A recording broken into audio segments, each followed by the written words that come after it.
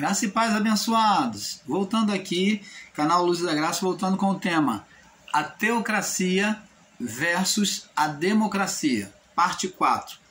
Então vamos agora estar falando, vamos prosseguindo para nós fecharmos esse assunto. Como falamos aqui no livro de 1 Samuel, capítulo 8, vamos prosseguir, vamos voltar aqui, 1 Samuel, capítulo 8. Vamos ler o texto a partir do verso 1, que nós não lemos nas outras partes, né? Nas outras partes abaixo, diz assim: E sucedeu que tendo Samuel envelhecido, constituiu o Senhor seus filhos por juiz a Israel. E o nome do seu filho primogênito era Joel, e o nome do seu segundo, Abia, e foram juízes em Berseba. Porém, seus filhos não andaram pelo caminho dele, antes se inclinaram à avareza e aceitaram o suborno e perverteram o direito. Então, todos os anciões de Israel se congregaram e vieram a Samuel, a Ramá, e disseram-lhe: Eis que já estás velho. Falaram: Samuel, tu já está velho, e os teus filhos não andam pelos teus caminhos. Constitui-nos, pois, agora um rei sobre nós, para que ele nos julgue como tem as outras nações. Porém, esta palavra pareceu mal aos olhos de Samuel, quando disseram: Dá-nos um rei, para que nos julgue. E Samuel orou ao Senhor. Então Samuel foi consultar a Deus, né, o profeta. Ficou triste com aquela escolha do povo de querer rejeitar ele, né, reinando sobre eles, né, trazendo a direção de Deus sobre eles. Então Samuel ali era a representação de Deus, onde por meio de Samuel Deus falava, conduzia o povo. Porém essa palavra pareceu mal aos olhos de Samuel, verso 6, quando disse: Dá-nos um rei para que nos julgue. E Samuel orou ao Senhor. Disse o Senhor a Samuel: Ouve a voz do povo em tudo quanto te dizem, pois não tem te rejeitado, pois não te tem rejeitado a ti, antes a mim me tem rejeitado, para que eu não reine sobre eles, conforme todas as obras que fizeram desde o dia que tirei do Egito até o dia de hoje. A mim me deixaram e outros deuses serviram, assim também fazem a ti. Então Deus está falando: não fica triste não, faz o que eles pedem, porque eles estão rejeitando, não é você não, Samuel. Eles estão desprezando, não é só você, mas estão desrespeitando e rejeitando a mim, porque eles já fizeram isso lá no deserto, no deserto já, quando eu tirei eles da mão de Faraó, do Egito. Eles me rejeitaram, escolheram outros deuses para ir adiante deles, me rejeitando. Então não fica triste não.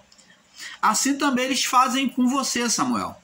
Agora, pois, ouve, verso 9, a sua voz, porém, presta-lhes solenemente e declara-lhes qual será o costume que o rei que houver de reinar sobre ele. Mostra para eles o que vai acontecer quando um rei, um outro homem reinar sobre eles. E falou Samuel todas as palavras do Senhor ao povo, e lhe pediram um rei, e disse: Este será o costume do rei que houver de reinar sobre vós. Ele tomará os vossos filhos, e ele empregará, e os empregará nos seus carros, e como seus cavaleiros, para que corram diante dos seus carros, e os porá por chefe de 1000 e chefe de 50, para que lavrem a sua lavoura e façam a sua cega, fabriquem as suas armas de guerras e os petrechos dos seus carros. E tomará as vossas filhas para perfumista, e para cozinheiras e padeiras. E tomará também o melhor da vossa terra e das vossas vinhas e dos vossos olivais, e dará aos seus servos. Então tudo que é de vocês vai estar debaixo do governo deste homem que vocês vão constituir como rei. Os servos, as servas, as vossas filhas vão servir a ele. os vossos filhos vão ser servo deles, as vossas mulheres vão ter que fazer o pão para eles. Então, tomará também as vossas filhas para perfumista, para fazer perfume para eles, cozinheiras e padeiras. Tomará os melhores da vossa terra e as vossas vinhas, os vossos olivais, e dará aos seus servos. E as vossas sementes e as vossas vinhas dizimará. Quer dizer, você vai ter que dar 10% do que você colhe aí, do melhor, você vai ter que dar para o rei, quando tiver um rei, para dar aos seus oficiais. A parte da dízima vocês vão ter que dar para os oficiais deles e aos seus servos. Também os vossos servos e as vossas servas, e os vossos senhores e os moços, e os vossos jumentos tomará, e os empregará no seu trabalho. Dizimará o vosso rebanho, e vos servireis por servo. Então aquele dia clamareis por causa do vosso rei. Então vocês vão reclamar pela escolha que vocês fizeram, pelo rei que vocês constituíram. Vocês vão reclamar e vai clamar a Deus por causa desses reis que vos houverdes escolhido, mas o Senhor não ouvirá naquele dia. Então, só que eu não vou ouvir. Só que eu não vou ouvir a escolha de vocês. Governo humano é democracia. Porém, o povo não quis ouvir a voz de Samuel e disseram: não, mas haverá sobre nós um rei, sim, e também seremos como todas as nações. Queremos ser igual a todas as nações. E o vosso rei nos julgará e sairá diante de nós e fará as nossas guerras. E ouvindo, pois, Samuel todas as palavras do povo, repetiu ao Senhor. Então o Senhor disse a Samuel: dá ouvido à sua voz e constitui-lhe um rei. Então Samuel disse aos homens de Israel: voltem cada um para a sua cidade. Então, aqui nós vemos claramente o povo rejeitando a Samuel como líder, aquele profeta que falava, ouvia a voz de Deus e direcionava ao povo, cuidava do povo. O povo rejeitou a Deus que falava por meio de Samuel, que conduzia eles. Samuel se entristeceu e Deus falou: Samuel, não fica triste não, porque eles não estão rejeitando a você não. Antes, eles estão rejeitando a mim, porque você fala o que eu falo. Você transmite o que eu falo. Eu é que conduzo esse povo israelita. Então não fica triste não, dá o que eles pedem. Só que avisa eles, ó, eles vão escolher. E o rei que ele escolher vai dominar sobre tudo que eles têm. Tudo, servo, família, gado, terra. E eles vão ter que dar dízimo a eles, prestar os servos do rei. Vai ter que dar tudo, dar semente, dar tudo. Vai se tornar escravo. Vai se tornar servo do rei e de tudo que ele tem. E então o povo falou: não, nós ainda assim queremos um rei. Queremos ser igual aos outros povos. Então a escolha foi política, amados. Então, como falamos na série abaixo, na parte 3, o reino de Deus, agora desprezado pelos homens, já no período de Samuel, profeta, e o povo pedindo um governo humano, político, agora o reino de Deus vem ser colocado aonde? Dentro de nós. Como foi dito por Jesus, né, em Lucas, vamos lá em Lucas capítulo 17, né? Lucas capítulo 17. Lucas 17, do 20 ao 23. Diz assim, Lucas 17, do 20 ao 23.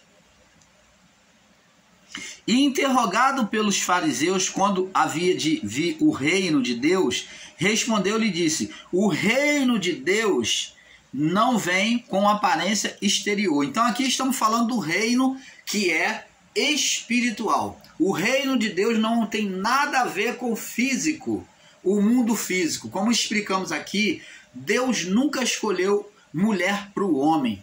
Deus nunca escolheu presidente, senador, deputado. Deus não escolhe. A escolha é humana, são escolhas físicas, do mundo físico. O reino de Deus não vem pelas coisas físicas, pela aparência exterior. Ó, não vem pelas coisas físicas, pela aparência exterior. O reino de Deus, e nem dirão, ele aqui, ele está aqui, ou ele está ali, porque o reino de Deus está dentro de vós. Então, o reino de Deus agora, uma vez desprezado pelo povo israelita, o reino de Deus vem ser colocado, agora vem se manifestar onde? Dentro de nós, pelo nosso espírito. Então, por isso que Jesus disse, buscai em primeiro lugar, que é o outro reino, que é a teocracia de Deus que tem que ser manifesta dentro de nós, essa teocracia, que é o governo de Deus ou o reino de Deus. Quando falamos de governo de Deus e reino de Deus é a mesma coisa. Então, quando nós nos sujeitamos à palavra de Deus, à vontade de Deus, nós estamos vivendo o reino de Deus. E o Espírito Santo ele é responsável, o Espírito de Cristo, de fazer esse reino se manifestar. E como já ensinei no vídeo abaixo desse, o reino de Deus, a manifestação do reino, é a própria ação do Espírito Santo favorecendo o homem dentro das suas necessidades. Necessidade de comunhão com Deus, necessidade de bênção material, bênção física, saúde, familiar, espiritual, em todos os sentidos. Essa é a manifestação, quem traz é o Espírito Santo, que é a própria manifestação de Deus, do reino de Deus. O Espírito, ele age como o Espírito de Deus na criação agiu. Dentro da vontade de Deus, ele manifesta as vontades. Então vemos que agora, em nossa vida, como o próprio Deus, na sua vontade, nos seus desejos de criar, ele disse, haja isso, haja aquilo. O Espírito Santo, diante daquele que se submete a Deus, que vive a palavra da justiça, ele também vai cumprir os desejos do coração. Vai havendo o desejo, a necessidade, e o Espírito vai manifestando os desejos, criando, trazendo uma condição que não existe, trazendo a cura, trazendo a libertação, trazendo à existência coisas que não existem. Como o próprio Deus desejou e ele dizia, haja. E quem realizava tudo? O Espírito de Deus, criando. E da mesma forma o Espírito Santo, agora dentro do mundo interior, que somos nós, no nosso espírito, ele vem, continua criando, formando um mundo espiritual dentro de nós. É assim a comunhão com Deus. O homem agora paralelo ao ato divino na criação, paralelo, ele também deseja como o próprio Deus, e na obediência, esse homem quando vive a obediência à palavra, como um homem espiritual, ele também, nos seus desejos, ele traz a existência. Adão, quando perfeito, desejou, deu nomes a animais e viu que para ele não tinha igual, ele desejou simplesmente no coração, ele não chegou a pedir a Deus, mas Deus viu o desejo no coração dele. E então, quando ele foi adormecer, dormir, Deus fez com que aquele sono ficasse mais pesado. Deus tornou aquele sono um sono mais pesado. Adão, com aquela vontade de dormir, né, adormeceu profundamente. E então Deus trouxe a existência por meio da costela dele, trouxe uma mulher, cumprindo o desejo de Adão, que era perfeito ainda. Aí cumpre-se a palavra que diz, agrada-te do Senhor, ó, reino de Deus interior, tá vendo? Agrada-te do Senhor e ele satisfará os desejos do teu coração. Então, significa dizer que quando eu busco o reino de Deus e a sua justiça, eu busco agradar a Deus em primeiro lugar, então ele satisfaz o desejo do meu coração. Por meio de quem que esses desejos são satisfeitos?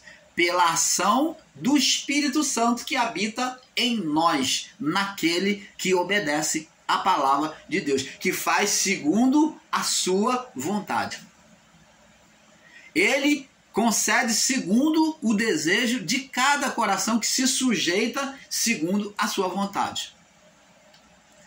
Agrada-te do Senhor e ele satisfará os desejos do teu coração. Por isso que Jesus disse, aquele que tem os meus mandamentos, ó, lei espiritual, mandamentos de Deus, não é um mandamento mosaico, as ordenanças da lei, não, das cerimoniais, não. Mas ele diz, aquele que tem agora os meus mandamentos, diferente de Moisés, aquele que tem os meus mandamentos e os guarda, este é o que me ama. E eu também, o meu Pai o amará, e eu também o amarei, e me manifestarei a ele. Como que Jesus se manifesta a nós hoje? Por meio do seu Espírito, do Espírito Santo. Manifestação de Jesus é o favor de Deus sobre a vida da pessoa. É a manifestação da graça, do reino de Deus, do Espírito Santo, favorecendo, cooperando. Todas as coisas cooperam para o bem daqueles que amam a Deus e que fazem segundo a sua vontade. Quem é que ama a Deus? Aqueles que obedecem e fazem segundo a sua vontade. O que vai acontecer com ele? Todas as coisas vão ser favoráveis, vão cooperar, vai ser a favor. Pode estar tudo torto, pode a princípio estar dando tudo errado, mas se permanecer em Deus, Deus ele transforma maldição em bênção, deserto em terra árida, em terra fértil. Lembra lá de Abraão e Ló? A terra que Ló escolheu à vista era de planície, bonita, verdinha planície. E Ló escolheu buscar a aparência dos olhos, ele buscou lugar de planície e tornou-se a Sodoma e Gomorra. E Abraão foi para os vales, escolheu os vales, as montanhas. Então, Abraão foi abençoado. Deus tornou em bênção. Então, agora, aquilo que Ló tinha escolhido, ele perdeu, foi dominado pelos inimigos. E depois, Deus disse que tinha dado toda a terra a Abraão.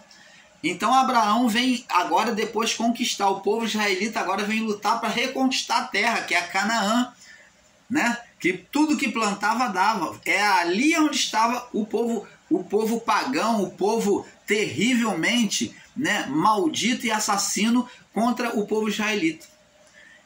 Por isso que, através de Caleb e Josué, eles foram pelejar contra esse povo para tirar. Então, abençoado, vê ali que aquilo que era maldição se transformou em bênção para Abraão. Então Deus transformou em bênção. Agora, para isso tem que haver obediência à palavra do Pai. Para que a maldição, aquilo que não está dando certo, na mão de um, na mão daquele que é ímpio, que age com impiedade, não vai dar certo. Aquele que vive na carnalidade não está dando certo, mas o cristão vem, aquele que obedece a Cristo, a palavra, que anda segundo o Espírito, ele quando bota a mão, daqui a pouco as coisas começam a andar, começam a fluir. Por quê? Porque tem a bênção, tem a manifestação do Espírito que vai cooperando e favorecendo, trazendo à existência a condição que não existe. Essa é a manifestação do reino que é interior, é invisível. É a teocracia de Deus, é o governo do lado de dentro. É o mundo espiritual de Deus, do reino de Deus dentro de nós. Deus, ele reina pelo lado de dentro e não pelo lado de fora. E existem irmãos aí que estão confundidos, achando que Deus está no governo político. E isso não é verdade, como falamos. De quem é a esfinge na moeda? De quem é a imagem na moeda? Jesus falou: a quem devemos pagar tributo, Senhor? A Deus ou a César? Jesus falou: de quem é a esfinge aí na moeda? Aí eles olharam e falaram: a esfinge é de César. Então ele disse: dai a César o que é de César, que é humano, governo político, democracia, e a Deus o que é de Deus, a teocracia, o governo de obediência à palavra. Uma vida espiritual. Então não tem nada a ver. És tu o rei dos judeus? E ele disse para Pilatos: tu dizes, o meu reino, ó, O meu reino não é político, não é democrático. O meu reino é teocracia, é eterno. Não é deste mundo. Opa! Não é deste mundo. Daqui eu não sou. O governo de Deus não tem nada com decisão humana, irmãos e irmãs. E existem pessoas sendo lesadas no seu entendimento aí com homens espertos, homens fanfarrões aí, que estão lesando o seu entendimento, levando você a estar subordinado a eles, a você concordar com essas mentiras que só vêm te aprisionar, te fazer servo cativo deles. Então está na hora de você se libertar desse falso entendimento, de se sujeitar ao homem pelo lado político. Pelo lado político misturando com o religioso. Não. O lado religioso, espiritual, é teocrático, é de Deus, é dentro de você. O lado político, o lado democrático é humano. A decisão é do homem e não tem nada a ver com Deus. Se alguém diz que Deus mandou, que Deus escolheu, é mentiroso, é mentirosa. Deus não se intromete nas decisões humanas. E aqui no livro de Mateus, como já lembro, Mateus 6, verso 23 ao 34, vamos ler de novo. Diz aqui, diz assim, ó, Jesus falou aqui no verso, Mateus 6, 22 ao 34, porque diz assim, a candeia do corpo são os olhos, ó, a candeia que dirige o corpo, a vida humana, física, são os olhos, ó, ele que dirige a vida física, a vida do corpo. Se os teus olhos forem bons, todo o teu corpo será luz. Então, está dizendo que se uma pessoa tem os olhos bons, o corpo dela não vai sofrer dano, porque não vai tropeçar, não vai cair e se machucar. Então, os olhos guardam o corpo, né? Agora ele diz, se porém os teus olhos forem maus, agora ele vem falar na linguagem espiritual, ele usa o físico para comparar o espiritual. Se porém os teus olhos forem maus, ó, existe algum olho mau? O olho mau que Jesus está falando é o olho cego. Ele comparou a vida física, que não enxerga. Agora ele usa a palavra olhos maus no sentido espiritual. Se os teus olhos forem maus, todo o teu corpo será tenebroso, vai ficar em escuridão. O corpo não vai ser guiado. Por quê? Porque os olhos há uma cegueira espiritual. Se, portanto, a luz que é em ti são trevas, quão grande trevas serão. Ninguém pode servir a dois senhores, porque há de odiar um e amar o outro, ou se dedicará a um e desprezará o outro. Não podeis servir a Deus e a Momon, ao Deus do materialismo, do mundo. As riquezas. Então, abençoado, vê aqui que o corpo precisa ter luz nos olhos, tem que saber diferenciar. O mundo físico é humano e Deus não tem nada a ver com isso. Agora, você pode beneficiar a sua vida física quando você se sujeita ao espiritual. Quando o reino se manifesta, aí ele mostra, ele dá brilho visivelmente sobre a vida física para aqueles que nos veem, para aqueles que nos assistem. Olha, a irmã tal era doente, ficou curada. A irmã tal tinha uma vida toda errada, né, na prostituição, agora é homem, é mulher de Deus. Olha, a irmã tal só vivia na miséria, agora vê, ela é próspera, Deus abençoou. Então, isso daí é a luz de dentro que ela vai brilhando e transpassa para o lado de fora. Ela testemunha através do nosso ver para o lado de fora, para a física. Mas o mundo físico é uma decisão nossa. Assim como o espiritual. Se você não optar pela obediência a Deus, você vai trazer uma cegueira à sua vida física. Sem uma condição espiritual, você vai ter uma vida física sob desgraça. Porque não adianta você estar se apoiando em homem, em governo, porque a sua necessidade maior é de Deus. Sem o favor de Deus, como Jesus disse, sem mim nada podeis fazer. Sem mim nada podeis fazer. Como os próprios discípulos falaram para Jesus, Para onde iremos nós se somente tu tens a palavra da salvação? Então os próprios discípulos reconheceram. Em 1 Corinto, vamos ver aqui em 1 Corinto agora. Vamos fechar esse entendimento, fechar esse estudo. No capítulo 15, 1 Corinto 15, no verso 19, diz assim, ó: se esperamos em Cristo só nesta vida, olha o que Paulo diz. Se achamos que Cristo só se manifesta só nesta vida, você só fica se pautando sobre a vida física, é isso que Paulo está dizendo. Se você só pauta os seus olhos sobre a vida física, sobre o que você vê, sobre o físico, ó, se esperamos em Cristo só nesta vida, somos os mais miseráveis de todos os homens. Então, Cristo, nós temos que esperar e ver buscar ver a manifestação dele dentro de nós. A teocracia, o reino de Deus se manifestando dentro de nós. Temos que esperar e ver a manifestação, os milagres, o favor de Deus a partir do lado de dentro, a criação.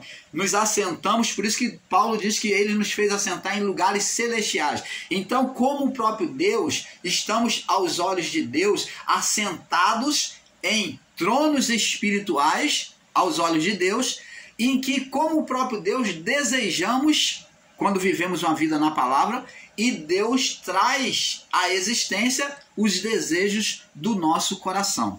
Agrada-te do Senhor e Ele satisfará os desejos do seu coração. Deus, no seu trono, Ele desejou criar o mundo. E Ele então disse, haja, Ele proferiu haja. E o Espírito criou. Esse mesmo Espírito está dentro de nós, vive dentro de nós, que quando nós estivermos em obediência à palavra, debaixo da palavra, então, da mesma forma, quando estivermos movendo as águas, que é a palavra, né? Então o Espírito também vai criar. Ele vai nos favorecer, vai manifestar o reino de Deus, ou a teocracia divina.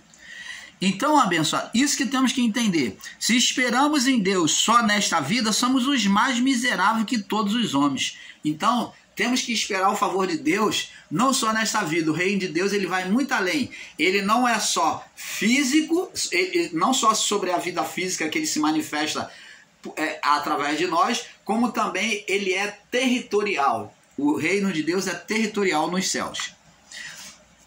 É isso que Paulo está dizendo. João, vamos em João, capítulo 18. João, capítulo 18. No verso 33. João, capítulo 18, no verso 33 ao 36. Vamos ver aqui. Diz assim, ó. Eu já falei aqui e torno a falar de novo. E respondeu Jesus, vamos ler aqui o verso 35. Pilatos respondeu, porventura sou eu judeu? A tua nação e os teus principais sacerdotes entregaste a mim. E que fizeste? Você não fez nada? Por que você não reagiu? É assim que Pilatos está dizendo. E respondeu Jesus, por que você não reagiu? Perguntou Pilatos a Jesus. A tua nação, os teus principais da tua nação é que te entregou a mim. E o que tu fizeste? O que tu fez para te entregar a mim? E Jesus disse, o meu reino não é deste mundo. Eu não sou rei deste mundo. O meu reino não é deste mundo. Se meu reino fosse deste mundo, se o meu reino fosse físico, político, democrático, pelejaria os meus servos, não é democracia. Então os servos de Jesus, os discípulos, iam pelejar para ajudar ele. Pelejaria os meus servos para que eu não fosse entregue aos judeus. Mas agora o meu reino não é daqui. Aí disse-lhe, pois, Pilatos, logo tu és rei. E Jesus respondeu, tu dizes, eu sou rei. Para isso eu nasci e para isso vim ao mundo, a fim de dar testemunho da verdade. Todo aquele que é da verdade ouve a minha voz. Você está vendo, abençoado? Que maravilha? Então o reino de Deus, ele é interior, né? Não com a aparência dos olhos. Vamos ler em Romanos para nós fecharmos e não fechando esse entendimento maravilhoso, né? Romanos, esse entendimento maravilhoso. O irmão Paulo procura trazer o melhor para você sair do engano, tanto do sistema religioso evangélico, quanto do sistema religioso em graça, porque a graça aí, os ensinos da graça está a mesma coisa e pior. Estão falando cada banalidade, estão ensinando cada banalidade que é pior do que o sistema. Eu não defendo nenhum nem outro, eu vou pela palavra hoje. Romanos 14, verso 17. Diz assim: mas se por causa da comida se contrista teu irmão, já não andas conforme o amor. Não destruas por causa da tua comida aquele a quem Cristo morreu. A quem Cristo morreu. Não seja blasfemado o vosso bem, porque o reino de Deus não é comida e nem bebida. O reino de Deus não é físico, não é comida, não é promessa política, não é o que o político vai fazer, não, isso é teocracia, isso é governo humano, não tem nada a ver com Deus. O reino de Deus não é físico, não é promessa de um país melhor, de uma mudança de um país melhor, de um salário melhor, de favores melhor humano, não. O reino de Deus não é comida nem bebida, mas justiça e paz e alegria no Espírito Santo. Porque quem nisto serve a Cristo, agradável é a Deus e aceito aos homens. Você está vendo? O que busca agradar a Deus, ele agrada não só a Deus, como também ele é louvado pelos homens, a atitude dele. Então, abençoados, nós, o canal Luzes da Graça, vamos ficando por aqui com esse entendimento, passando a você que é um pouco aqui, um pouco ali. Você está vendo que de pouco a pouco você vai tendo esclarecimento da verdade? Então, fique conosco. E o irmão Paulo, a partir de hoje, convida você. Eu vou estar sempre convidando. Compartilhe os nossos vídeos. Compartilhe se você acha que é bom, se você acha que é louvável assistir e traz aprendizado, entendimento a você. Compartilhe com outras pessoas para tirá-las do engano religioso, tanto evangélico como nos ensinos em graça, porque os ensinos em graça também está cheio de equívocos, cheios de engano, cheios de mentira, de homens aproveitadores também pedindo pix aí, pedindo ofertas aí no Zap em particular. Você está pensando que eu não sei? O povo sabe disso, que eles chegam conquista você no canal, depois deixa o número deles lá, pede para você ligar, ou quando você liga pedindo alguma explicação, eles vão lá e pedem sua ajuda financeira. Isso é oportunismo, isso é